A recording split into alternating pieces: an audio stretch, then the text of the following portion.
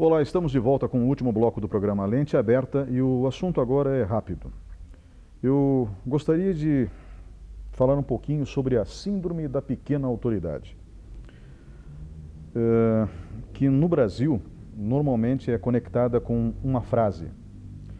Você sabe com quem está falando? Recentemente, nas redes sociais, um desembargador do estado de São Paulo passou uma vergonha danada tentando mostrar que era importante para guardas municipais que estavam recriminando o indivíduo por ele andar sem máscara no meio de uma pandemia, sendo que ele era obrigado a andar com máscara. Esse assunto ganhou as redes sociais, ganhou os noticiários, enfim, e abriu uma série de reflexões neste tempo que vivemos. Da onde vem isso? Olha, isso existe no mundo inteiro, literalmente no mundo inteiro. É um comportamento repulsivo, mas presente em toda a humanidade. Você sabe com quem está falando. Essa frase, acredito, ela tem traduções em todos os idiomas da face da Terra.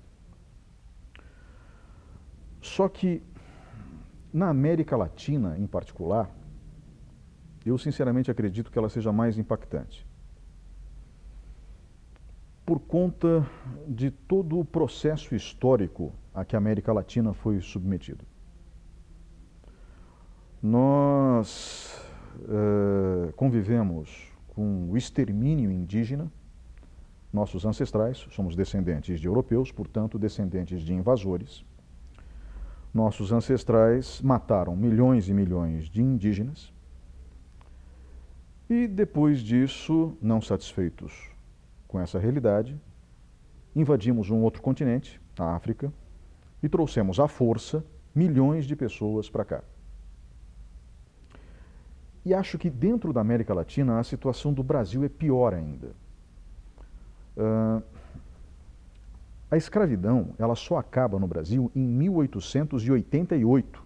Nós fomos o último país do mundo a abolir a escravidão. E há quem diga que os brancos brasileiros não têm uma dívida com os negros brasileiros. Não, nós temos uma dívida, sim. Nós temos uma dívida terrível.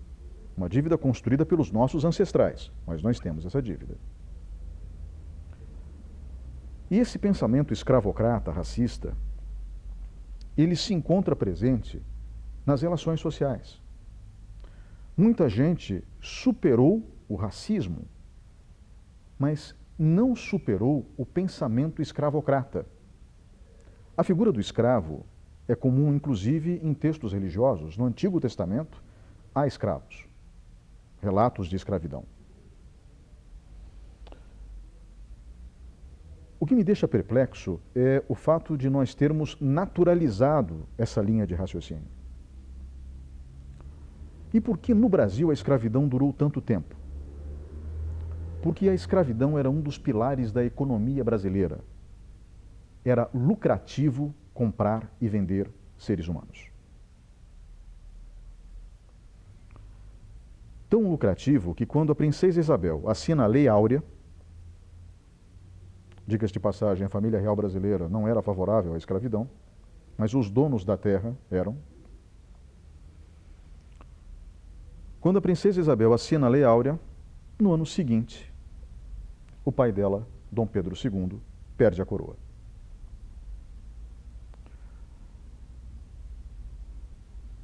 É importante que todos nós fiquemos atentos a esse tipo de comportamento. Porque em algum momento nós vamos acabar usando essa referência de pequena autoridade. E, sinceramente, isso é prejudicial para o país em que vivemos. Sempre foi. No programa de hoje nós falamos sobre os 75 anos do fim da Segunda Guerra Mundial, quando a humanidade, e não é exagero o que eu vou dizer agora, quando a humanidade venceu o totalitarismo, quando a humanidade venceu o fascismo. quando a humanidade venceu o nazismo. Essa vitória, ela precisa ser comemorada todo ano, sim.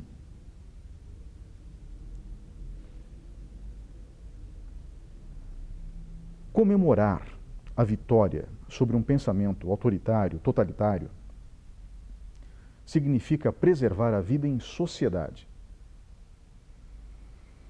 Nos últimos anos, nós vimos a extrema-direita voltar a crescer no mundo, com aquilo que ela tem de pior, ou seja, o fascismo. Não podemos permitir que esse tipo de gente volte ao poder, porque com eles viriam a perseguição, a tortura e o assassinato. Não de um, mas de milhões de indivíduos. Durante os 6 anos da Segunda Guerra Mundial, morreram 50 milhões de pessoas. Regimes totalitários são ruins, ponto final. Só na Rússia, Joseph Stalin, líder comunista, matou 20 milhões de compatriotas. Na China, Mao Tse-tung matou mais de 70 milhões de pessoas. Por isso é tão importante combater o déspota que nós temos dentro de nós. Combater a cultura escravocrata. Combater a cultura totalitária. E primar sempre pelo ambiente democrático. E defender sempre o Estado democrático de direito, garantido, no caso do Brasil, pela Constituição da República Federativa do Brasil, promulgada em 1988. O povo brasileiro é bom. Ponto final.